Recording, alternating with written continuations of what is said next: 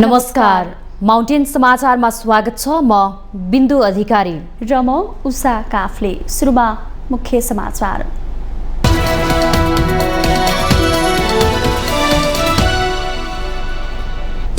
चालू आर्थिक वर्षको मौद्रिक नीति सार्वजनिक, शेयर बजार र घर जग्गा कारोबार सम्बन्धी नीति यथावत, ठूला ऋणीहरूको सुपरिवेक्षणका लागि छुट्टै नीति।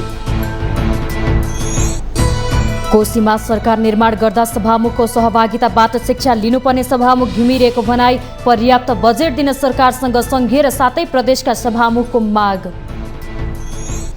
सुन प्रकरणमा भन्सार अधिकृत सहित 3 कर्मचारी र 3 एजेन्ट पक्राउ पर्नेको संख्या 16 पुग्यो। अनुसन्धान जारी रहेको राजस्व अनुसन्धान विभागको भनाई। केही राजनीतिक दलले नेपाली सेनामाथि आक्रमण गरिरहेको परराष्ट्र मन्त्री साउदको दाबी। सत्ता नपाउँदा विपक्षमा रहेका दलहरू तिलमिलाएको आरोप। चिनिया कम्युनिस्ट पार्टीका पोलिट ब्युरो सदस्य युआन चियाचुन नेपाल भ्रमणमा। राष्ट्रपति पौडेलसँग शिष्टाचार भेटवार्ता। प्रधानमन्त्री प्रचण्डसँग भर्चुअल संवाद। सुडानको दक्षिणी ड्राफरमा युद्धरत पक्षहरूबीच भएको झडपमा 16 जना सर्वसाधारणको मृत्यु। गत अप्रिलमा द्वन्द्व सुरु भए यता 30 लाखभन्दा बढी नागरिक विस्थापित। र एसियाली cricket council ACC men's emerging Asia cup cricket उपाधि पाकिस्तान ए को कब्जामा। भारत ए 128 रनको फराकिलो अन्तरले पराजित।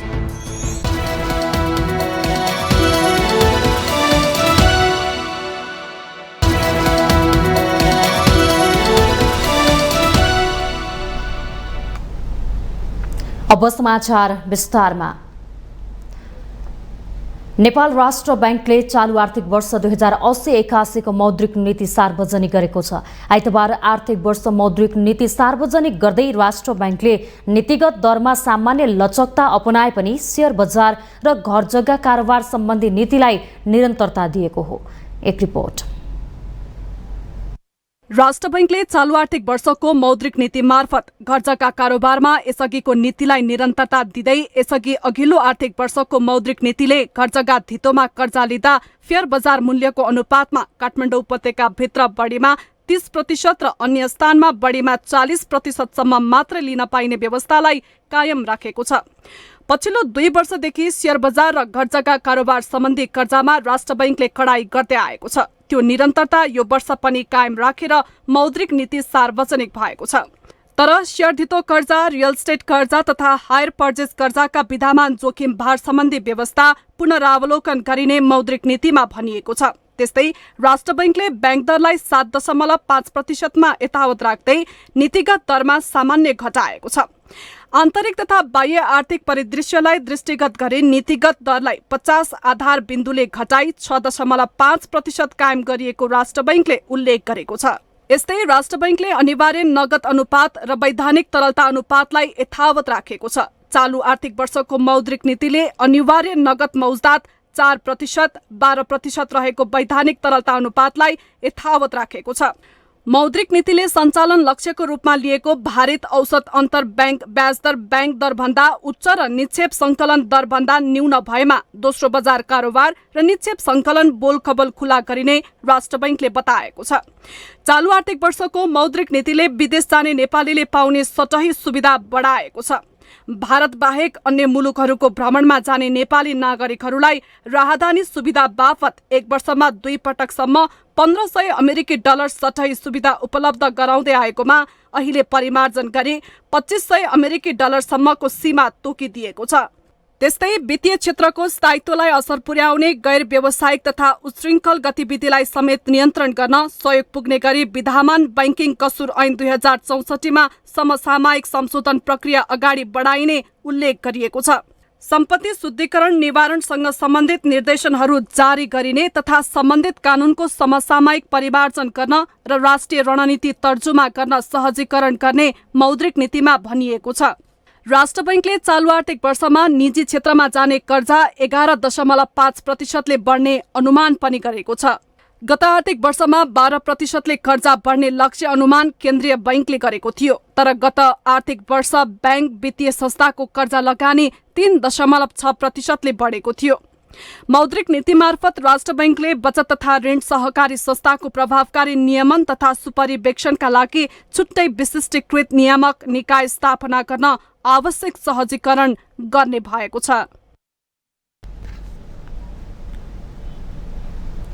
यसैबीच नेपाल राष्ट्र बैंकका गभर्नर महाप्रसाद अधिकारीले मूल्य र बाह्य क्षेत्र स्थायित्व कायम राख्दै अर्थतन्त्रलाई चलायमान बनाउन लचिलो मौद्रिक नीति ल्याएको दावी गर्नु भएको छ। राष्ट्र बैंकले सार्वजनिक गरेको मौद्रिक नीतिका सम्बन्धमा आयोजित पत्रकार सम्मेलनमा गभर्नर अधिकारीले यस्तो बताउनु भएको हो। वित्तीय स्रोतलाई उत्पादनशील क्षेत्रमा प्रवाह गराई आन्तरिक उत्पादन क्षमता वृद्धि गर्नेतर्फ मौद्रिक नीतिले प्राथमिकता दिएको उहाँको दावी छ। गभर्नर अधिकारीले ठूला कर्जाहरूको अनुगमन तथा नियमन र सुपरिवेक्षणलाई प्रभावकारी बनाई कर्जाको केन्द्रीकरण कम गर्दै लैजाने नीति लिएको पनि जानकारी दिनुभयो। कोभिड महामारी र रुस युक्रेन युद्धको कारण बिथोलिएको बजार र आर्थिक क्षेत्र अझै लयमा नफर्किएको भन्दै विश्व स्तरमा रहेको वित्तीय नीतिलाई समेत दृष्टिगत गरी मौद्रिक नीति तर्जुमा गरिएको उहाँको भनाइ छ। आन्तरिक तथा बाह्य आर्थिक परिदृश्यलाई दृष्टिगत गरी नीतिगत दरहरूलाई 50 आधार बिन्दुले घटाई 6.5% कायम गरिएको छ। ब्याङ्क दरलाई 7.5% र निक्षेप सङ्कलन बोल कबल दरलाई 5.5%बाट घटाएर 4.5% कायम गरिएको छ। ब्याजदर करिडरलाई प्रभावकारी बनाउन ब्याजदर करिडरको तल्लो सीमामा स्थायी निक्षेप सङ्कलन सुविधा उपलब्ध गराउने व्यवस्था गरिनेछ। नियमन तथा सुपरिवेक्षण वित्तीय क्षेत्रको स्थायित्वलाई असर पुर्याउने गैर व्यावसायिक तथा उशृङ्खल गतिविधिलाई समेत नियन्त्रण गर्न सहयोग पुग्ने गरी विद्यमान ब्याङ्किङ कसुर ऐन 2064मा समसामयिक संशोधन प्रक्रिया अगाडि बढाइनेछ। गभर्नर अधिकारीले चालू खाता घाटामा रहेको र कुल ग्राहस्थ उत्पादनमा आयातको दर उच्च रहेको सन्दर्भमा बाह्य क्षेत्रमा भएको उपलब्धिलाई सुरक्षित राख्दै आर्थिक गतिविधिलाई चलायमान बनाउन सहयोग पुग्ने गरी कुल आन्तरिक माग सन्तुलन गर्ने रणनीति अवलम्बन गरिएको पनि बताउनुभयो। स्थिर विनिमय दर कायम गरिएको सन्दर्भमा चालू खाता निरन्तर घाटामा रहनुले बाह्य क्षेत्र मात्रै नभएर आन्तरिक स्थायित्वमा समेत जोखिम रहने गभर्नर अधिकारीको टिप्पणी थियो। भुक्तानी सन्तुलन 2079 असोजदेखि बचतमा रहन थालेको छ। बाह्य क्षेत्रमा आएको सुधारसँगै ब्याङ्किङ प्रणालीमा तरलता सहज हुँदै गएको छ। फलस्वरूप अल्पकालीन ब्याज दरहरू घटेका छन् भने दीर्घकालीन ब्याज दरहरू समेत घट्ने क्रममा रहेका छन्। यसरी बाह्य क्षेत्र र तरलतामा आएको सुधारबाट आन्तरिक आर्थिक गतिविधि चलायमान हुँदै जाने अपेक्षा रहेको छ। चालू खाता घाटामा नै रहेको र कुल गारस्थ उत्पादनमा आयातको अनुपात उच्च रहेको सन्दर्भमा बाह्य क्षेत्रमा भएको उपलब्धिलाई सुरक्षित राख्दै आर्थिक गतिविधिलाई चलायमान बनाउन सहयोग पुग्ने गरी कुल आन्तरिक माग व्यवस्थापन गर्ने रणनीति अवलम्बन गरिएको छ। उहाँले सरकारी निकायमा दर्ता भएका रियल एस्टेट हाउसिङ तथा अपार्टमेन्टमा जोखिम भार 100% रहने भन्दै व्यक्तिगत तर्फ जाने कर्जामा पनि लागू नहुने बताउनुभयो।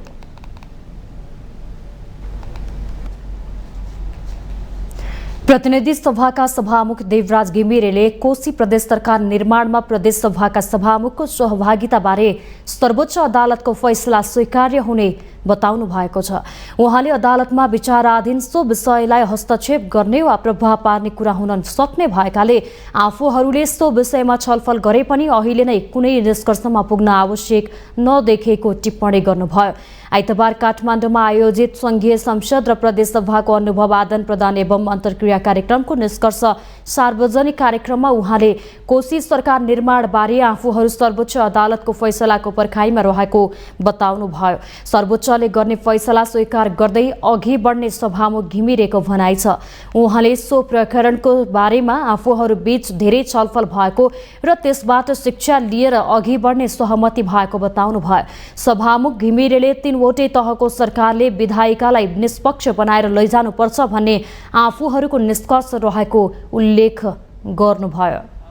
सरकारहरूले त्यहाँ कामहरू गर्दाखेरि खास गरिकन विधायिकालाई सम्भव भएसम्म निष्पक्ष बनाएर जानुपर्छ भन्ने एक वाक्यमा हामीले यहाँ निष्कर्ष बाहिर ल्याएका छौँ र घटनाकै बारेमा चर्चा गर्ने कुराहरूमा हामीले किन निष्कर्षमा पुगेनौँ वा धेरै घटनाबाट शिक्षा लिने कुराहरू बाहेक किन निर्णय गरेनौँ भन्दाखेरि यो अदालतमा गइसकेको विषय छ र देशैभरिका अब संसद निर्माण गर्ने ठाउँका प्रमुखहरूको भेलाले त्यसमा बाहिर बोल्ने कुरा निर्णय गर्ने कुरा चाहिँ यो अदालतको विषयलाई हस्तक्षेप गर्ने या प्रभाव पार्ने हुन सक्ने भएकोले हामीले यसलाई गरेनौँ र हामी अदालतको निर्णयलाई पर्खेर बसेका छौँ र अदालतको निर्णय जे आउँछ त्यसलाई कार्यान्वयन गर्नु पर्यो त हामी सबैको कर्तव्य हुन्छ नै।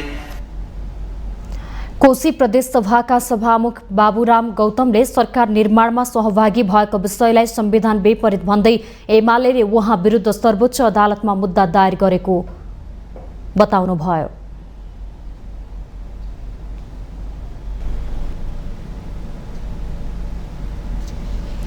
संघीय संसद र प्रदेश सभाहरूले आफूहरूलाई बजेटको अभाव नहुने गरी व्यवस्था गर्न नेपाल सरकारलाई ध्यानकर्षण गराएका छन्।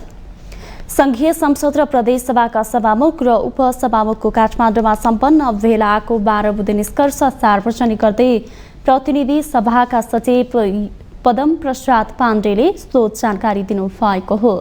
त्यसैगरी दुवै संसदका लागि भौतिक स्रोत र दक्ष जनशक्तिको पर्याप्त व्यवस्था गराउन पनि पहल गर्ने निष्कर्ष निकालिएको सचिव पाण्डेले बताउनुभयो। सरकारको दायित्व हो। व्यवस्थापिकालाई आर्थिक स्वायत्तताको प्रत्याभूति गर्न र कुनै पनि कार्यबाट बजेटको अभाव हुन नदिने गरी व्यवस्थापन गर्न सरकारलाई ध्यानाकर्षण गराउने, संसद र सचिवालयलाई भौतिक स्रोतका साथै पर्याप्त दक्ष जनशक्तिको व्यवस्थापन गर्न आवश्यक प्रयत्न गर्ने। नम्बर 5, राष्ट्रिय सभाको संहिता कार्यान्वयन सम्बन्धी विशेष समितिको सिफारिस सम्बन्धमा सभाले दिएको निर्देशन कार्यान्वयनका लागि सरकारलाई ध्यानाकर्षण गराउने।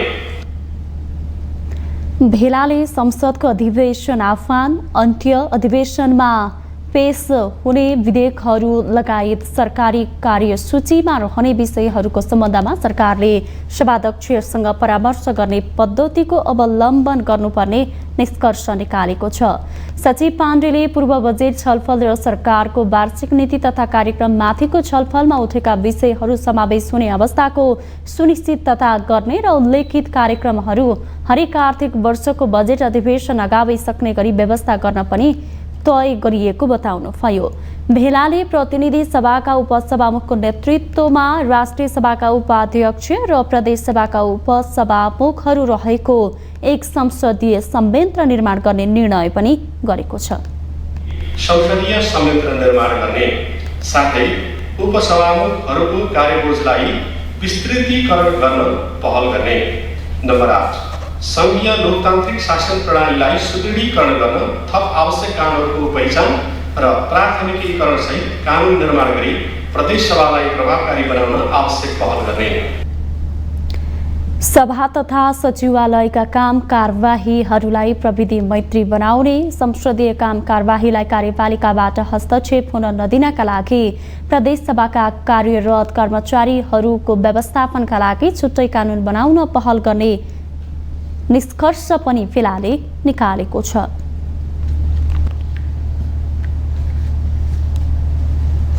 त्रिभुवन अन्तर्राष्ट्रिय विमानस्थलबाट झण्डै 1 क्विन्टल सुन तस्करी प्रकरणमा राजस्व अनुसन्धान विभागले भन्सार अधिकृत सहित 3 कर्मचारी र थप 3 एजेन्टलाई पक्राउ गरेको छ। विमानस्थल भन्सारबाट तस्करीको सुन पार गराएको आरोपमा विभागले विमानस्थल भन्सारका अधिकृत सन्तोष चन्द, जाँचकी खरिदार कुमार ढकाल र एक्सरे प्राविधिक सरोज श्रेष्ठलाई आइतबार पक्राउ गरेको हो। त्यस्तै भन्सार एजेन्टहरू झापा गौरा दहकी रुक्मिला सुब्बा, चितवन मेघौलीका सुदर्शन गौतम र सिन्धुपाल्चोक बल्लेफीका यादव पराजुली पक्राउ परेका हुन्। गत मंगलबार विभागले भन्सार जाँच पास गरी बाहिरिएको करिब 1 क्विन्टल सुन सहित 2 जनालाई पक्राउ गरेको थियो। त्यसपछि बुधबार र बिहीबारको अनुसन्धानमा 1 भारतीय र 1 चिनिया सहित 8 जना यही प्रकरणमा पक्राउ परे परिसकेका छन्। अनुसन्धानका क्रममा विमानस्थल भन्सार अधिकृत चन्द, खरिदार द्वय ढकाल र श्रेष्ठ निलम्बनमा परिसकेका थिए। निलम्बित 3 कर्मचारी र अन्य 3 एजेन्टलाई आइतबार पक्राउ गरिएको हो। विभागले सुन तस्करका एजेन्ट आशंकामा लाजिमपाटको कम्फर्ट अपार्टमेन्टमा बस्दै आएका भारतीय नागरिक थुप्तेन छिरिङ र एयर चाइनाबाट चीन भाग्न लागेका अर्का एजेन्ट चिनिया नागरिक 36 वर्षीय जेक्युयाङ लिन विमानस्थल अध्यागमन डेस्कबाट पक्राउ गरेको थियो। दुवै विदेशी सुन तस्करीमा संलग्न मुख्य गिरोहका सहयोगी रहेको अनुसन्धानबाट खुलेको छ। मंगलबार नै भन्सार एजेन्ट राजेन्द्र राई, ट्याक्सी चालक अशोक लामा, रेडी ट्रेडका सञ्चालक दिलीप भुजेल र उनका मामा रामकुमार भुजेल, हर्कराज राई, राजन श्रेष्ठ, कृष्ण श्रेष्ठ, पुष्कर राज भट्ट पक्राउ परेका थिए। विभागले आइतबार भन्सार विभागलाई पत्र पठाएर निलम्बित 3 कर्मचारीलाई उपस्थित गराउन भनेको थियो। त्यसपछि विभागमा पुगेका कर्मचारीहरूलाई त्यहीबाट नियन्त्रणमा लिएर अनुसन्धान सुरु गरिएको हो।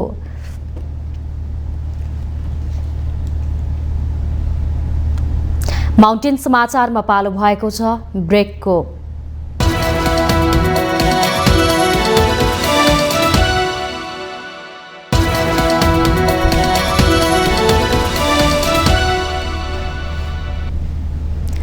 ब्रेकपछि स्वागत छ। अब बाँकी समाचार।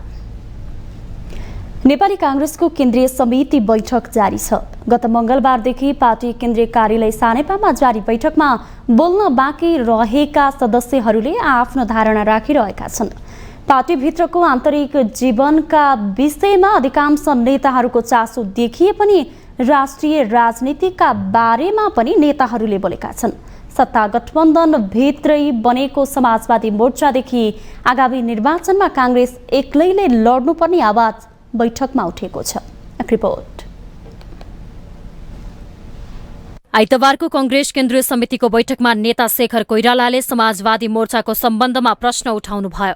सत्तारूढ गठबन्धनभित्रकै दलहरूले बनाएको समाजवादी मोर्चा कसका लागि हो भन्ने उहाँको प्रश्न थियो।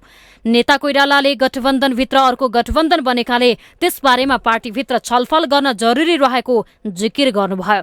उहाँले नक्कली भुटानी शरणार्थी प्रकरणले अन्तर्राष्ट्रिय तहमा देशको छवि धुमलिएको भन्दै केन्द्रीय समिति बैठकले पारदर्शिता र सुशासनको पक्षमा उभिन सक्ने नैतिक बल दिने विश्वास पनि व्यक्त गर्नुभयो। भुटानी शरणार्थीको बारेमा मैले यहाँ धेरै साथीहरूले कुराहरू उठाउनुभयो। भुटानी शरणार्थी प्रकरण अत्यन्तै संवेदनशील र पेचिलो विषय बनेर गएको छ। यस विषयमा केवल भावनामा बगेर हलुका टिप्पणी गरेर पन्छन सक्ने अवस्था पनि छैन। यो प्रकरणले अन्तर्राष्ट्रिय तहमै नेपालको छवि धुमलिएको छ। यसमा हामी सचेत र गम्भीर बन्नुपर्ने आवश्यकता पनि मैले देखेँ। कोइरालाले संसदबाट दण्डहीनतालाई प्रश्रय दिने कानूनहरू बन्न थालेको भन्दै आपत्ति जनाउनु भयो। महामन्त्री गगन थापाले प्रस्तुत गरेको संगठनात्मक कार्यतालिकामा पनि उहाँको असन्तुष्टि देखियो। कंग्रेस मास बेस पार्टी भए पनि कार्यतालिका भने क्यालेन्डर बेसमा गएको भन्दै आगामी 2084 सालको निर्वाचन कंग्रेस एक्लैले लड्नुपर्ने धारणा राख्नुभयो। तर हामीहरूले एउटा कुरा अन्डरस्ट्यान्ड गर्नुपर्ने छ, अब बुझ्नुपर्ने छ के हो यो नेपाली कांग्रेस मास बेस पार्टी हो कि क्याडर बेस पार्टी हो भनेर छलफल गर्नुपर्ने बेला आयो कि भन्ने लाग्छ। किनभनेदेखि कार्यतालिका चाहिँ एकदमै क्याडर बेसमा गएको जस्तो मैले आभास पाइरहेको छु। उता केन्द्रीय सदस्य विमलेन्द्र निधिले पार्टीमा व्यक्ति र नाम परिवर्तन गर्नुभन्दा पनि दृष्टिकोण परिवर्तन गर्न आवश्यक रहेको बताउनुहुन्छ। संविधान र कानूनलाई संशोधन गरेर भए पनि प्रदेशहरूको अधिकार सुनिश्चित गर्नुपर्ने उहाँको धारणा थियो। 5 वर्षपछि रूपान्तरणको लागि गठबन्धनको प्रयोग गरेर एक्लै आफ्नो नेपाली कांग्रेसले बहुमत कसरी ल्याउन सक्छ त्यसको तिनै तहको लागि चुनावको तयारी गरौँ, पार्टीको संगठन सुदृढीकरण गरौँ, विस्तारित गरौँ। त्यस काममा हामी सबै लगाउँ। प्रदेशहरूको अधिकारलाई सुनिश्चित गरौँ। संविधानमा संशोधन गर्नुपर्छ भने, कानूनमा संशोधन गर्नुपर्छ भने त्यो गरौँ। त्यस कारणले यसको लागि नेपाली कांग्रेसमा आज व्यक्ति र नाम परिवर्तन भन्दा पनि विचारको परिवर्तन गर्न मलाई अलिकति यो आफै त्यसको बौद्धिक अर्थ के हुन्छ मलाई थाहा छैन। विचार भनेको परिवर्तनशील हुन्छ हुँदैन, तर दृष्टिकोणको परिवर्तन गर्नु आवश्यक छ।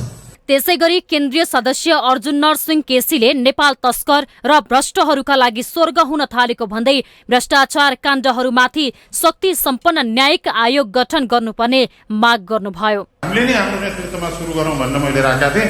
अहिले पनि के भन्छु भने यी भर्खर 1.5 क्विन्टल सुनको कुरा आइरहेको छ। चाहे चाहिँ यो भुटानी शरणार्थीको केस होस्, चाहे चाहिँ यो बालुवाटारका केस हुन्, यी सम्पूर्ण केसमा सशक्त रूपले काङ्ग्रेस चाहिँ भ्रष्टाचार विरोधको अभियान। त्यसको अर्थ हाम्रो भावनात्मक सम्बन्ध जोसँग छ, जो साथीहरू छन् उनीहरूको संरक्षित होस् भन्ने हाम्रो भावना हो। तर भ्रष्टाचार विरोधको अभियानलाई सशक्त रूपबाट हामीले लिएर जान सकेनौँ भने हामी अर्को चोटि जनताको बीचबाट बढारिन्छौँ भन्ने कुरा चाहिँ नि समयमा बुझ्न सक्यो भने राम्रो हुन्छ। अर्का केन्द्रीय सदस्य विनोद चौधरीले गत मङ्सिरको चुनावमा आफूलाई जिताउने भन्दा हराउने काममा कंग्रेसकै नेता कार्यकर्ता सक्रिय भएको आरोप लगाउनुभयो। पार्टी संगठन, भातृ संगठन, शुभेच्छुक संगठन र पार्टी सदस्यहरूलाई अनुशासनमा राख्न नसक्ने हो भने पार्टी जस्तो रहन नसक्ने उहाँको दाबी थियो। सबैले एउटा पार्टीको संरचना, पार्टीको संस्कार, पार्टीको चरित्र बमोजिम एक ठाउँमा उभिएलान्, सहयोग गर्लान् भन्नुको साथो कसरी अब यसलाई सिध्याउने हो भन्नेमा लागेको मेरो अनुभूति रह्यो। टेक्नोलोजीको माध्यमबाट जसरी सदस्यताहरूको परिचालित गरिरहेका छन् र सदस्यतामा सदस्य मात्र होइन, भोटर्स मात्र होइन, आर्थिक मोबिलाइजेसन पनि जुन तरिकाबाट भइरहेछ, यदि त्यसलाई हामीले चिर्नका लागि र हाम्रो यत्रो ठुलो एउटा चाहिँ इतिहास बोकेको पार्टीले ती सबै चाहिँ आकांक्षाहरूलाई सम्बोधन गर्नका लागि संगठित भएर एउटै वातावरण बनाउन सकेनौं। एक वर्षपछि बसेको केन्द्रीय समिति बैठकमा नेताहरूले खुलेर आफ्ना धारणा राखिरहेका छन्। केन्द्रीय सदस्यहरूले उठाएका विचारलाई शीर्ष नेतृत्वले कसरी सम्बोधन गर्छ त्यसैमा कंग्रेसको भविष्य निर्भर रहनेछ। माउन्टेन टेलिभिजन एचडीका लागि बिन्दु अधिकारी, काठमाडौँ। नेपाली कंग्रेसका नेता तथा परराष्ट्र मन्त्री एनपी साउदले केही राजनीतिक दलले नेपाली सेनामाथि आक्रमण गरिरहेको आरोप लगाउनु भएको छ। नेपाली कंग्रेस केन्द्रीय समिति बैठकमा परराष्ट्र मन्त्री साउदले सत्ता नपाउँदा विपक्षीमा रहेका दलहरू तिल्मिलाएको टिप्पणी गर्नुभयो। असंलग्न परराष्ट्र नीति, विदेशी सम्बन्धमाथि पनि प्रहार गर्ने काम भइरहेको भन्दै उहाँले सत्ता गठबन्धन र कंग्रेस सही ट्र्याकमा हिँडिरहेको दावी गर्नुभयो।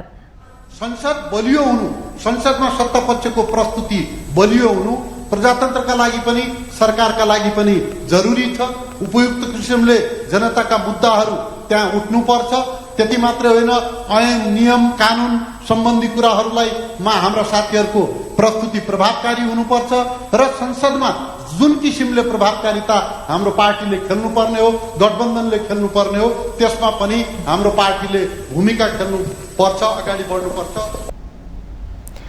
पूर्व गृहमन्त्री बालकृष्ण खाँडको नाम नलिकन परराष्ट्र मन्त्री साउदले अदालतको विचाराधीन मुद्दामा बोल्नुपर्ने अवस्था नरहेको बताउनुभयो। पार्टीमा 20% क्रियाशील सदस्य आफ्ना उम्मेद्वारलाई भोट हाल्ने अवस्था नरहेको उहाँको आरोप थियो।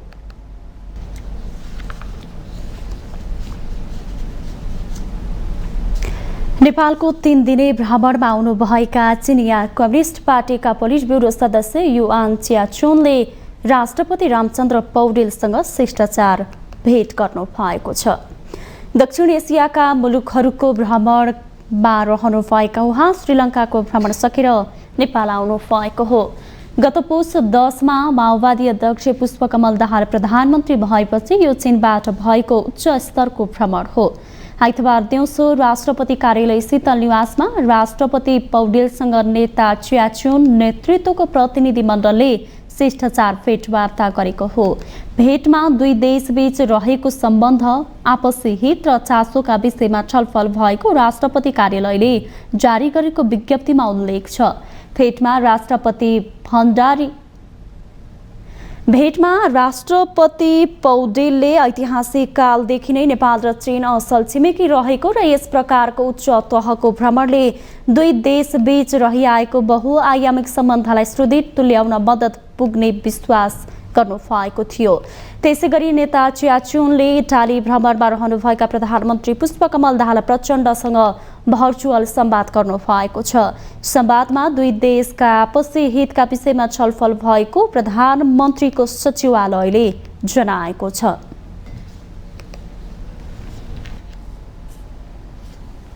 नेकपा एकीकृत समाजवादीका अध्यक्ष एवं पूर्व प्रधानमन्त्री माधव कुमार नेपालले कम्युनिस्ट पार्टीहरूलाई एक ठाउँमा ल्याउने कुरामा हरेस खान नहुने बताउनु भएको छ।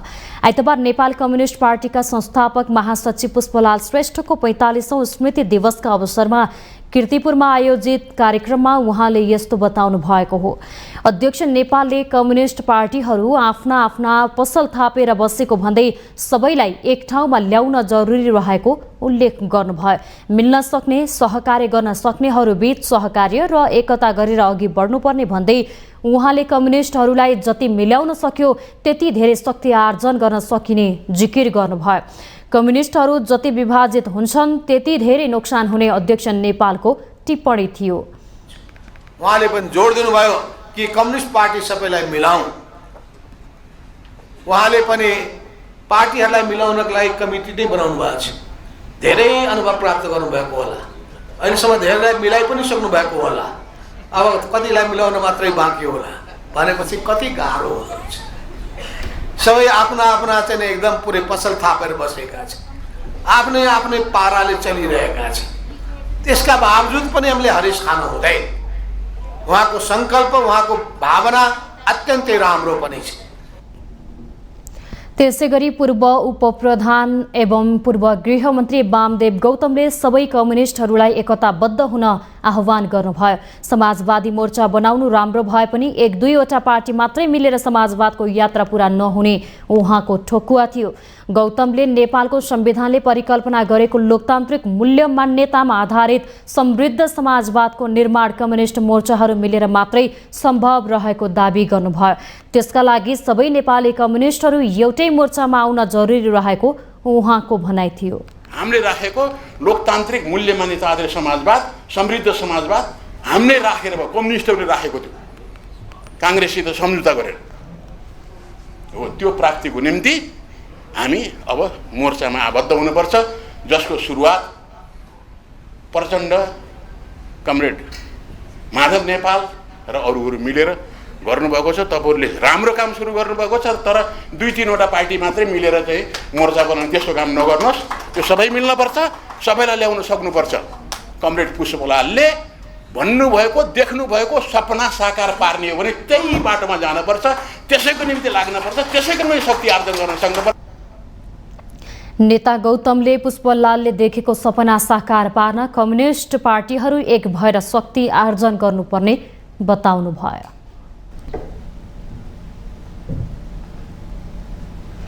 विगत 17 महिनादेखि पटक पटक धरना तथा आन्दोलन गर्दै न्याय मागिरहेका लघुवित्त पीडितहरूको माग अहिलेसम्म पनि सुनवाई हुन सकेको छैन। सरकारले माग सम्बोधन नगरेपछि लघुवित्त पीडित सङ्घर्ष समितिका अध्यक्ष सहितका पीडितहरू असार 28 गतेदेखि माइतीघर मण्डलामा आमरण अनसनमा छन्। यति हुँदा पनि माग सम्बोधन नभएपछि आइतबार पीडितहरूले सिंहदरबार अगाडि भद्रकाली पुगेर न्याय माग्दै सरकार गुहारेका छन्। एक रिपोर्ट। अधिकांश केस पाकेर सेत्तै फुलेका छन्। त्यसमा पनि गरिब परिवारका महिला धेरै छन्, जसलाई बिहान बेलुकीको छाक टार्न समेत धौधौ हुन्छ। यस्तो वर्गका मानिसहरू विगत 17 महिनादेखि न्याय दे सरकार भन्दै सडकमा उत्रिरहेका छन्। त्यो पनि सरकारले नै अनुमति दिएर खोलिएका लघुवित्तको कारण। आन्दोलनमा हुमेका पीडितहरूलाई हेर्दा लाग्छ देशमा कतै कानुन छैन। 2078 पुसमा लघुवित्तले गर्दा गुल्मीकी शिखा रेग्मीले मृत्युको बाटो रोज्न लागेको थाहा पाएपछि उनलाई बचाएका गुल्मीकै मणिराम गेवाली आफू पनि लघुवित्तबाट पीडित हुन्। उनले 2078 माघमा गुल्मी भित्रैका लघुवित्त पीडितलाई एकीकृत गरी गुल्मीमै लघुवित्त विरुद्धका आन्दोलन गरे, तर माग सुनाइ भएन। उल्टो लघुवित्तको ज्यादती बढ्दै गयो। त्यसपछि उनीहरूले देशभरका पीडित जम्मा गर्दै 2079 असोज 25 गते माइतीघर मण्डलमा सरकार समक्ष न्याय माग्दै आन्दोलन सुरु गरे। फेरि पनि सरकार यो विषयमा गम्भीर बनेन। त्यसपछि गत फागुन 30 गते पुनः आन्दोलन गरे। चैत्र 22 गतेदेखि वैशाख 4 गतेसम्म 14 दिन धरना दिँदा पनि सरकारले उनीहरूको माग सुनेन। अनि उनीहरू वैशाख 17 गतेदेखि अनसन बस्ने घोषणा गरे। उक्त घोषणापछि प्रधानमन्त्री प्रचण्डले सरकारको नीति तथा कार्यक्रम र बजेटमै माग सम्बोधनका आश्वासन दिए। प्रधानमन्त्रीको आश्वासन पाएपछि घर फर्किएका पीडितहरूको मागमा सरकारले आश्वासन बाहेक हालसम्म थप केही गरेन। यसरी सरकारले ढाँटेपछि सङ्घर्ष समितिका अध्यक्ष ग्यावाली असार 28 गतेदेखि आमरण अनसनमा छन्। के आग्रह गर्न चाहन्छु भने यो दिदी बहिनीहरू विष खाने अवस्था ऋण खाएको कारणले नहोस्, ऋण खाएको कारणले सुकुम्बासी बन्न नपरोस्, ऋण खाएको कारणले घरबार विहीन हुन नपरोस्, डिभोर्स हुन नपरोस्, घर परिवारको लाखौँ दिदीबहिनीहरू भारतमा चाहिँ पीडाले छटपटाइरहेका छन्। यही वित्तीय संस्थाको शोषणको कारणले यो स्थिति नआओस्। ग्यावाली सहित विगत 4 दिनदेखि माइतीघरमा झापाकी लुजा राई, गोर्खाकी सीता गुरुङ, नवलपुरकी दुर्गा मगर र सुर्खेतकी नन्दकला कामी पनि आमरण अनसनमा छन्। यति हुँदा पनि सरकारले पीडितहरूको माग सुनाइमा चासो दिएको छैन। जति तिर्दा पनि ऋण घटेको छैन। ऋण तिर्न मिटर ब्याजीलाई पैसा ल्याऊ, अहिले लघुवित्त र मिटर ब्याजीका कारण घरमा बस्ने वातावरण छैन। लघुवित्तका कर्मचारी आएर कि ऋण तिर, होइन भने तिम्रो मृत्यु दर्ता ल्याऊ भन्छन् आन्दोलनमा आएका पीडितहरूले गुनासो पोखे। अब हामी त जिम्दै मरिसकेका छौँ, हामीलाई मर्नु र बाँच्नुमा कुनै छैन। अब हामी जिम्दै लास भइसकेका छौँ। त्यस कारणले हामी सुर्खेतदेखि हामी बोकै नाङनाङै यहाँसम्म आइसक्यौँ। जबसम्म हामीले यहाँ नेपाल सरकारले सुन्नुहुन्न तबसम्म हामी बरु यहीँ मर्न तयार छौँ। हाम्रो अब के भन्नुहुन्छ, तपाईँहरू गएर अनि मृत्यु दर्ता ल्याउनुहोस् अनि तपाईँको ऋण मिना हुन्छ भनेर भन्नुभएको छ। अब हामी मृत्यु दर्ता बरु हामी यहीँ अब मरेर सरकारले मृत्यु दर्ता दिन्छौँ।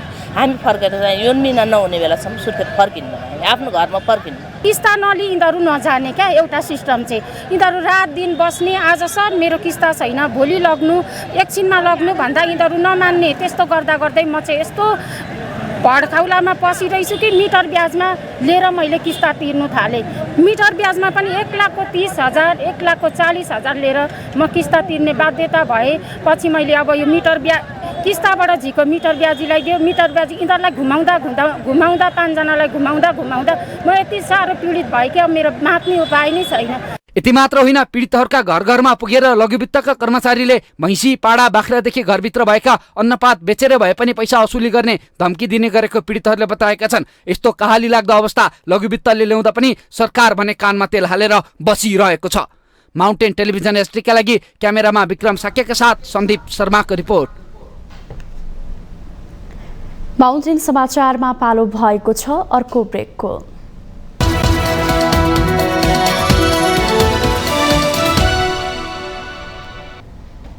ब्रेकपछि स्वागत छ। अब बाँकी समाचार। सार्वजनिक यातायातलाई यात्रु मैत्री बनाउन चालक र सहचालकलाई पोसाक र परिचय पत्र अनिवार्य गरिने भएको छ। त्यसैगरी सवारी साधनको सरसफाईलाई पनि अनिवार्य गरिँदैछ। एक रिपोर्ट। अबदेखि सार्वजनिक यातायातका चालक र सहचालकलाई पोसाक, परिचय पत्र तथा गाडीभित्रको सरसफाई अनिवार्य गरिने भएको छ। साउन महिनासम्म तयारीको लागि समय दिएको र यसका लागि कार्यविधि नै बनाएको यातायात व्यवस्था विभागले जनाएको छ। अनिवार्य पोसाक, परिचय पत्र तथा सरसफाई अभियानको एक कार्यक्रमका बीच भौतिक पूर्वाधार तथा यातायात मन्त्री प्रकाश ज्वालाले आइतबार उद्घाटन गर्नुभएको छ। अनिवार्य पोसाक र परिचय पत्रले चालक र सहचालकको परिचय झल्किने र सरसफाईले सभ्यता प्रस्तुत गरी स्वास्थ्य वातावरण मैत्री बनाउने भन्दै आम यात्रुले पनि खुसी व्यक्त गरेका छन्। तथापि यसको निरीक्षण, कार्यान्वयन र निरन्तरता दिनुपर्नेमा चालकसँगै यात्रुको भनाइ छ। केही यात्रु चालक र सहचालकले बोल्ने असभ्य भाषा र शैलीलाई परिवर्तन गर्न आवश्यक रहेकोमा जोड दिन्छन्। भौतिक पूर्वाधार तथा यातायात मन्त्री ज्वाला पनि चालक र सहचालकको बोली, भाषा र व्यवहार यात्रु मैत्री हुनुपर्नेमा जोड दिनुहुन्छ। एउटा कमसेकम आइडेन्टिटीको निम्ति पनि, चिनिनको निम्ति पनि, परिचयको निम्ति पनि केही समस्या पर्दा भन्न पनि सक्छ त्यो यात्रुले। त्यसका निम्ति चाहिँ यो ड्रेस लगाउने कुरा, त्यस्तै गरी त्यसले परिचय पत्र जस्तो कर्मचारीले अनिवार्य रूपमा परिचय पत्र चाहिँ लगाए जस्तै उसले परिचय पत्र पनि लगाउने कुरा जुन हामीले आज अभियानको रूपमा अगाडि बढाएका छौँ। गाडीहरूमा जुन सरसफाइको कमीले सरसफाइ नगर्दाखेरि त्यही यात्रुहरूले अत्यन्त पीडा बिहोर्नुपर्छ। त्यसकारण चाहिँ सरसफाइको कामलाई पनि प्राथमिकतामा राख्ने र अनुशासन यो भनिरहनु पर्ने, सिकाइरहनु पर्ने, पढाइरहनु पर्ने कुरा होइन। यातायात व्यवस्था विभागको उक्त कार्यविधि स्वागतयोग्य भए पनि यसलाई कार्यान्वयन गर्ने पक्ष र अनुगमन हुनेमा चालकसँगै आम यात्रु पनि आशंका व्यक्त गर्छन्। सरसफाइदेखि लिएर यो ड्रेस भनेको त एउटा आफ्नो पहिचान हो। अब यसमा खासै आपत्तिजनक त छैन, राम्रै हो यो भन्नु खोजे, सबैको लागि हो। यो ट्याक्सी र माइक्रोमा चाहिँ अनिवार्य नै हो। हामीलाई यो चाहिँ नलागेको खण्डमा चाहिँ ट्राफिक महाशाखाबाट नै कारबाही हुन्छ। यो खास चाहिँ अब सरसफाइ अलि नहुनु कारण सिट अलिकता व्यवस्थापन नहुनु कारण चाहिँ जुन अब यो 20 वर्ष लागू छ नि त्यो 20 वर्ष लागू भइसकेकोलाई चाहिँ नि आधिकारिक रूपमा केही आदेश नआएको भनेर चाहिँ अब व्यवसायहरू पनि अब बनाइहाल्यो भने यो फ्यालिहाल्ने हो कि अब पोसाक चाहिँ अब मलाई जहाँसम्म लाग्छ पहिला पनि अनिवार्य गरेकै थियो त्यो एकदम राम्रो पनि हो उसको लागि सरसफाइको मामलामा चाहिँ एकदम राम्रो आफ्नो हेल्थदेखि लिएर हरेक कुरा ग्राहकलाई पनि प्यासेन्जरलाई पनि आइसकेपछि गाडी चाहिँ यो गाडी चाहिँ चढ्नलाई ठिक छ है भन्ने एउटा भित्रबाट त आउनु पऱ्यो नि त नि त्यसको लागि चाहिँ एकदम राम्रो इनिसिएटिभ भयो कार्यान्वयन हुनु पऱ्यो र त्यो अनुसारको निरीक्षणहरू पनि हुनु पऱ्यो होइन त्यो भयो भने अब गाडी चालकको सदस्यहरूलाई पनि प्लस अनि हामी यात्रुहरूलाई पनि एकदमै राम्रो नै कुरा हो। सरकारले ल्याएको चिजहरू हामी चाहिँ सपोर्ट गर्छौँ होइन अब आवश्यकता पनि छ हामी पहिचान चिन्न पनि पर्यो होइन एक त अब तपाईँको परिचय पत्र भनेको तपाईँको त्यो आइडेन्टिटी कार्ड भनेको हुँदा राम्रो हो सबैलाई होइन अब राज्यले ल्याएको नीति नियमसँग राम्रो हो। अब हामीलाई अलिकति गुनासो भने पार्किङको असुविधा हो चालकहरूले चाहिँ ड्रेसहरू लगाएर हिँड्दाखेरि चाहिँ हामीले पनि चाहिँ चिन्न सकिन्छ चालक हो अब त्यो जुन पैसा जुन उठाइरहेको छ त्यो पनि ऊ भनेर चिन्न सकिन्छ त्यही हो एकदम राम्रो हुन्छ नि त्यो त सरसफाइ चाहिँ एकदम गाडीमा सरसफाइ राम्रो हो अनि जहाँ चढ्ने मान्छेलाई पनि राम्रो हुन्छ होइन चढेर बसेर जाँदा फोहोर भयो भने त मान्छेलाई नराम्रो लाग्छ नि त। अनिवार्य पोसाक त्यो पनि एकदम जरुरी कुरा हो किनभने हिँड्दाखेरि को गाडीको स्टाफ हो को होइन भन्ने कुरो थाहा हुँदैन। अर्को कुरो यात्रुहरूसँग गर्ने बिहेभ पनि अलिक राम्रो छैन तपाईँको गाडीको स्टाफहरूको त्यो पनि सुधार हुनु पर्यो र नियम मात्रै लागू भएर भएन त्यसलाई परिचालन गर्न सक्नु पर्यो त्यो गर्यो भने पब्लिकको लागि धेरै राम्रो छ। यातायात व्यवस्था विभाग र सार्वजनिक यातायात केन्द्रीय महासङ्घले चालेको अभियानमा यदि साँच्चीकै यसले सार्थकता पाउने हो भने र काठमाडौँ उपत्यका सहित 3वटै उपत्यकाका चालक र सवारी चालकले आफ्नो पोसाक अनिवार्य परिचय पत्र लगाएको खण्डमा पक्कै पनि उनीहरूको पेसाप्रतिको यसले आफ्नो पहिचान झल्किने छ नै र अर्कोतर्फ गाडी जुन एउटा सार्वजनिक सवारी साधनमा सरसफाइ गर्नुपर्ने अनिवार्य गरेको खण्डमा यात्रुहरू र चालकहरूप्रति पनि रोगहरूबाट र रोगहरूको सङ्क्रमणबाट फैलिनबाट बच्न सक्ने देखिन्छ तर यसले निरन्तरता र कार्यान्वयन पाउन भने आवश्यक देखिन्छ। माउन्टेन टेलिभिजन एसडीका लागि क्यामेरामा केशव श्रेष्ठको साथमा विद्या तामाङ काठमाडौँ। विश्व स्वास्थ्य संगठन WHO को तथ्याङ्क अनुसार क्यान्सर रोग विश्वमा मृत्युको दोस्रो प्रमुख कारण बनेको छ। नेपालमा पनि क्यान्सर रोगको अवस्था भयावह छ। चितवन स्थित बीपी कोइराला मेमोरियल क्यान्सर अस्पतालमा मात्र दैनिक 15 देखि 20 जना क्यान्सरका नयाँ बिरामीहरू थपिने गरेको तथ्याङ्क छ। एक रिपोर्ट। विश्वमा हरेक वर्ष झण्डै 2 करोड क्यान्सर रोगी फेला पर्ने गरेको विश्व स्वास्थ्य संगठनको तथ्याङ्क छ। त्यसमध्ये आधा जसो पीडितले ज्यान गुमाउने गरेका छन्। यो तथ्याङ्क नेपालको सन्दर्भमा पनि लागू हुने क्यान्सर रोग विशेषज्ञहरू बताउँछन्। सरकारी तथ्याङ्क अनुसार नेपालमा वार्षिक करिब 20,000 नयाँ रोगी थपिने गरेका छन् भने आधाको मृत्यु हुने गरेको छ। चितवनमा रहेको बीपी कोइराला मेमोरियल क्यान्सर अस्पतालमा दैनिक 7 देखि 800 जना बिरामीहरू उपचारका लागि पुग्ने गरेका छन्, जस मध्ये 15 देखि 20 जना क्यान्सरका नयाँ बिरामी भेटिने गरेको तथ्याङ्क छ।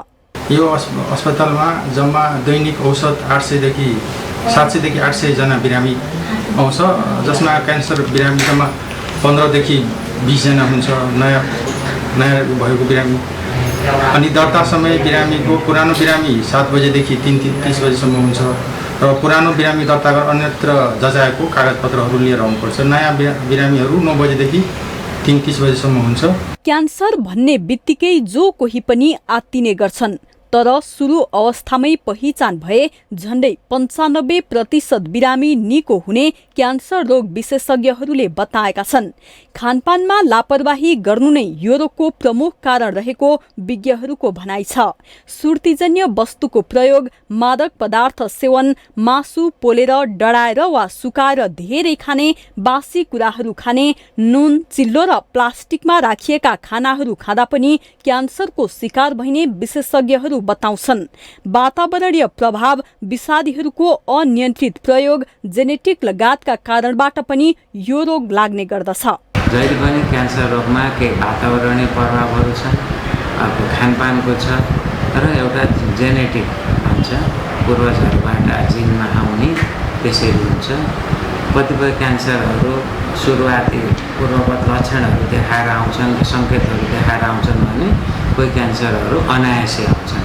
अब खानपानको हकमा चुरोटको अत्याधिक सेवन, मदिराको सेवन, अनि हरियो सागसब्जी कम खाने, रातो मासु विशेष गरेर रेड मिट भन्छौँ हामीले, चारखुट्टे जनावरको मासुहरू, बोसोहरू बढी खाने र विषादी र प्रिजर्भेटिभ खानाहरू बनाएर प्रिजर्भ बचाएर राख्नको लागि गर्ने केमिकलहरू र त्यही मासु पनि पोलेर खानेहरूलाई बढी आन्द्राको विभिन्न ठाउँको क्यान्सरहरू लाग्ने गरेको पाइन्छ भने यो अस्पतालमा नेपाल तथा भारतबाट समेत क्यान्सर पीडितहरू उपचारका लागि पुग्ने गरेका छन्।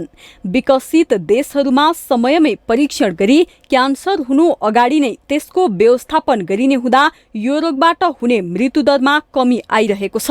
अहिले नेपालमै पनि उत्कृष्ट उपचार पाइरहेको सेवाग्राहीको प्रतिक्रिया छ। डाक्टरहरू विषयगत डाक्टर साहबहरूलाई भेट्दाखेरि उहाँहरूले जुन बिरामीप्रति गरेको व्यवहार हो, उहाँको सकारात्मक व्यवहारको प्रभावले पनि बिरामीहरूमा एकदमै छिटो यो आरोग्य प्राप्त हुने सम्भावना हामीले देख्यौँ। यहाँ जहाँ जहाँ पनि जुन जुन निकायमा प्रशासनिक व्यक्तिहरू बस्नु भएको छ उहाँहरूको व्यवहार पनि एकदम मानवीय जस्तो लाग्यो। हामीलाई साँच्चै यहाँको यो हस्पिटलको परिसरले, यहाँको व्यवस्थापनले हामीलाई मन जितेको छ। अहिले मेरो लागि चाहिँ ठिकै भएको छ होइन, अरूको लागि चाहिँ के छ, मलाई चाहिँ ठिकै छ। अहिले जस्ट बिहान आइन्छ, काम हुन्छ, बेलुका म नेपालमा क्यान्सर पीडितलाई सरकारले आर्थिक सहयोग दिँदै आएको छ। अहिले केन्द्र सरकारले 1 लाख, केही प्रदेशले 50,000 र केही पालिकाहरूले पनि छुट्टै रकम क्यान्सर पीडितलाई उपलब्ध गराउँदै आएका छन्। तर क्यान्सर विरुद्धको औषधि महँगो पर्ने हुँदा उपचारका लागि यो सहुलियत पर्याप्त नभएको गुनासोहरू पनि आइरहेको छ। माउन्टेन टेलिभिजन एचडीका लागि सत्यनारायण मानन्धरको रिपोर्ट। उपराष्ट्रपति रामसहाय प्रसाद यादवले मैत्री सम्बन्ध स्थापित भएका सबै राष्ट्रहरूसँग सुमधुर र शान्तिपूर्ण सम्बन्ध बनाउनु पर्नेमा जोड दिनुभएको छ। आइतबार काठमाडौँमा आयोजित कार्यक्रममा उहाँले आर्थिक समृद्धिको यात्रामा अग्रसर रहेको नेपालका लागि मैत्री सम्बन्ध स्थापित भएका सबै राष्ट्रहरूसँग सुमधुर र शान्तिपूर्ण सम्बन्ध जरुरी रहेको बताउनुभयो। दौत्य सम्बन्ध कायम भएका देशका नागरिकलाई नेपालमा पर्यटकको रूपमा भित्र्याउन सके मुलुकको आर्थिक समृद्धिमा टेवा पुग्ने उपराष्ट्रपति यादवको भनाइ थियो। दौत्य राष्ट्रहरूका नागरिकलाई नेपालमा पर्यटकका रूपमा भित्र्याउन यो संस्थाको महत्त्वपूर्ण भूमिका रहेको छ। नेपालमा लगानीका सम्भाव्य क्षेत्रहरू जलविद्युत, पर्यटन लगायतमा विदेशी लगानी आकर्षित गरी मुलुकको आर्थिक विकास र समृद्धिका लागि संस्थाले थप योगदान दिन सक्नुपर्दछ। यो संस्था नेपालमा जलवायु परिवर्तनका कारण सृजित समस्याको न्यूनीकरण गर्नमा सम्बन्धित राष्ट्रहरूसँग पहल गर्नमा पनि केन्द्रित हुनुपर्दछ। उपराष्ट्रपति यादवले जलवायु परिवर्तनका कारण सृजित समस्याको न्यूनीकरण गर्नमा सम्बन्धित देशसँग पहल गर्न केन्द्रित हुनुपर्ने बताउनुभयो।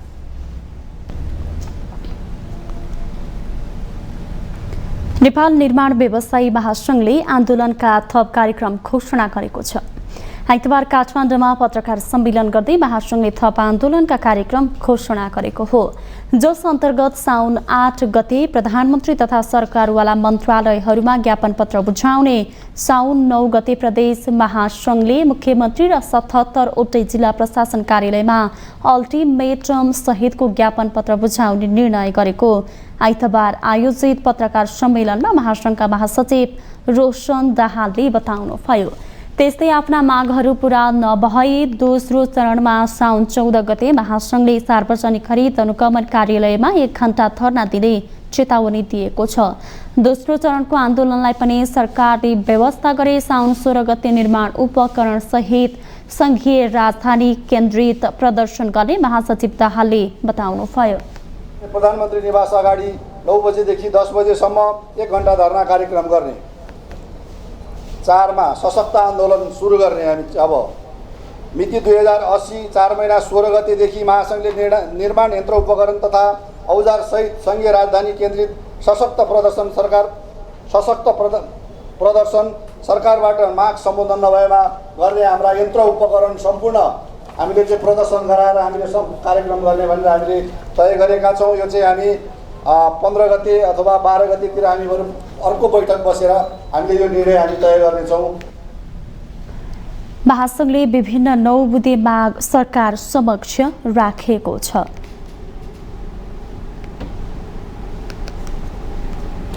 हामीसँग आर्थिक अन्तर्राष्ट्रिय र खेल समाचार बाँकी नै छन्। माउन्टेन समाचारमा पुनः पालो भएको छ ब्रेकको।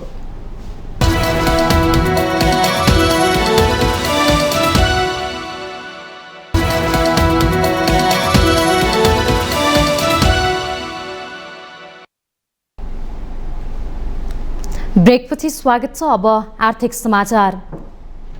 आर्थिक समाचारको साथमा जगदम्बा सुपर साइन तथा ग्याल्बा प्लस जीवनभरको भरोसा।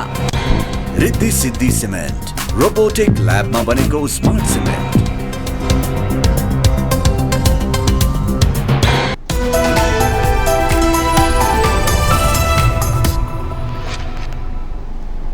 वाणिज्य बैंकहरूको छाता संगठन नेपाल बैंकर्स संघका अध्यक्ष सुनिल केसीले मौद्रिक नीति सकारात्मक रहेको प्रतिक्रिया दिनुभएको छ। आइतबार नेपाल राष्ट्र बैंकले चालू आर्थिक वर्ष 2080-81 को मौद्रिक नीति सार्वजनिक गरे पश्चात उहाँले यस्तो प्रतिक्रिया दिनुभएको हो।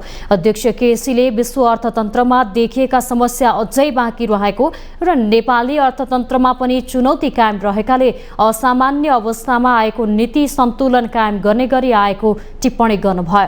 चालू पुँजी कर्जालाई पुनरावलोकन गर्ने, शेयर धितो कर्जा, रियल इस्टेट कर्जा तथा हायर पर्चेज कर्जाका विद्यमान जोखिम भार सम्बन्धी व्यवस्था पुनरावलोकन गरिने कुरा सकारात्मक रहेको उहाँको भनाइ छ। अब अहिले जस्तो यो वर्किङ क्यापिटल पोलिसीको कुराहरूमा पुनरावलोकन गर्ने अथवा यतापट्टि यो हाउसिङ लोन तथा अरू सेयरको लोनहरूमा पनि केही हेर्ने भन्ने खालको कुराहरू पनि छन् र स्पेसली वर्किङ क्यापिटलले गर्दाखेरि चाहिँ अलिक पछिल्लो समय अलिकति लोनहरू जान अलिकति गाह्रो भइरहेको समयमा यो चेन्जेसले चाहिँ केही पोजिटिभ इम्प्याक्ट पार्छ कि भन्ने हाम्रो हामीले होप गरेका छौँ। उहाँले बैंकिङ नीतिगत दरलाई 6.5% ल्याउँदा बैंकहरूको स्थायी तरलता सुविधा र नीतिगत दरमा ओभरनाइट तरलता ब्याज दर कम हुने भएकाले बैंकको लागत कम हुने बताउनुभयो।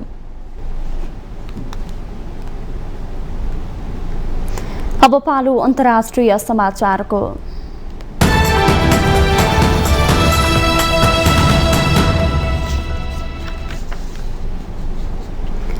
सुडानको दक्षिणी डाफरमा युद्धरत पक्षहरूबीच भएको झडपमा 16 जना सर्वसाधारणको मृत्यु भएको छ।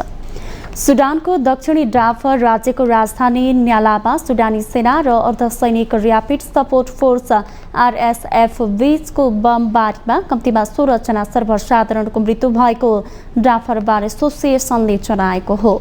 पेसागत वकिलहरूको संगठनले सडक र नागरिकका घरमा गोलाबारी भएको जनाउँदै शुक्रबार देखिएको दोहोरो भिडन्तले न्याला क्षतविक्षत भएको बताइएको छ। गोलाबारी र भिडन्तका कारण न्यालाको दक्षिणमा रहेको अल वहदा र करारी लगायत क्षेत्र प्रभावित भएका छन्। सङ्घले युद्धरत पक्षहरूलाई तत्काल युद्ध बन्द गर्न र सर्वसाधारणलाई आक्रमणको निशाना नबनाउन आग्रह गरेको छ।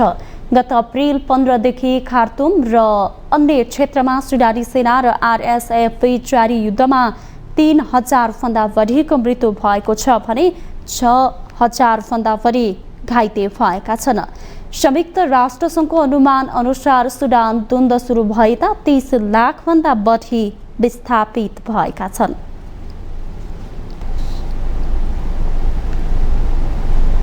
अब खेल समाचार।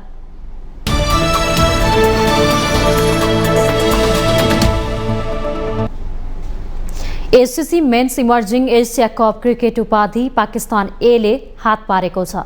श्रीलङ्काको कोलम्बो स्थित प्रेमदासा रङ्गशालामा भारत लाई 128 रनको फराकिलो अन्तरले हराउँदै पाकिस्तान एले उपाधि हात पारेको हो। पाकिस्तान एले दिएको 353 रनको लक्ष्य पछ्याएको भारत ए 40 ओभरमा 224 रन बनाउँदै अल आउट भयो। भारत ए का लागि ओपनर अभिषेक शर्माले 61 रन बनाए पनि टोलीलाई जित दिलाउन सकेनन्। कप्तान यश धुलले 39, रियान परागले 14 र साई सुदर्शनले 29 रन बनाए। पाकिस्तान ए का लागि सोफियान मुकिमले 3 तथा मोहम्मद वासिम जुनियर, मिहरम मुस्ताज र अर्शद इकबालले समान 2-2 विकेट लिए। त्यसअघि टस हारेर पहिले ब्याटिङ गरेको पाकिस्तान एले निर्धारित 50 ओभरमा 8 विकेट गुमाएर 352 रन बनायो। पाकिस्तान ए का तैयब ताहिरले 108, शहबाज फरहामले 65 तथा मुबासिर खान र ओमिर युसुफले 35 रन बनाए। भारत ए का लागि रियान पराग र राजवर्धन हङ्गेकरले समान 2-2 तथा हर्षित राणा, मानव सुतार र निशान्त सिधुले समान 1-1 विकेट लिए।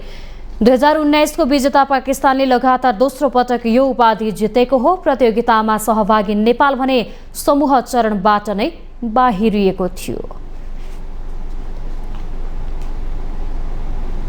माउन्टेन समाचारमा फेरि पालो भएको छ ब्रेकको।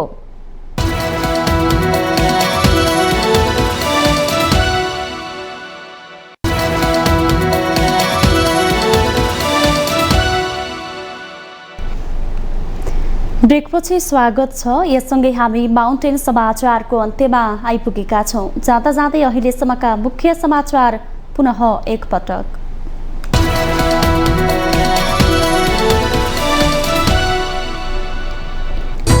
चालु आर्थिक वर्षको मौद्रिक नीति सार्वजनिक, शेयर बजार र घर जग्गा कारोबार सम्बन्धी नीति यथावत, ठूला ऋणीहरूको सुपरिवेक्षणका लागि छुट्टै नीति। कोशीमा सरकार निर्माण गर्दा सभामुखको सहभागिताबाट शिक्षा लिनुपर्ने सभामुख घिमिरेको भनाई। पर्याप्त बजेट दिन सरकारसँग सङ्घीय र 7 प्रदेशका सभामुखको माग। सुन प्रकरणमा भन्सार अधिकृत सहित 3 कर्मचारी र 3 एजेन्ट पक्राउ पर्नेको संख्या 16 पुग्यो। अनुसन्धान जारी रहेको राजस्व अनुसन्धान विभागको भनाई। केही राजनीतिक दलले नेपाली सेनामाथि आक्रमण गरिरहेको परराष्ट्र मन्त्री साउदको दाबी। सत्ता नपाउँदा विपक्षमा रहेका दलहरू तिलमिलाएको आरोप। चिनिया कम्युनिस्ट पार्टीका पोलिट ब्युरो सदस्य युआन च्याच्युन नेपाल भ्रमणमा। राष्ट्रपति पौडेलसँग शिष्टाचार भेटवार्ता। प्रधानमन्त्री प्रचण्डसँग भर्चुअल संवाद। सुडानको दक्षिणी डार्फरमा युद्धरत पक्षहरू बीच भएको झडपमा 16 जना सर्वसाधारणको मृत्यु। गत अप्रिलमा द्वन्द्व सुरु भए यता 30 लाख भन्दा बढी नागरिक विस्थापित। र एसियाली cricket council ACC men's emerging Asia cup cricket उपाधि पाकिस्तान ए को कब्जामा। भारत ए 128 रनको फराकिलो अन्तरले पराजित।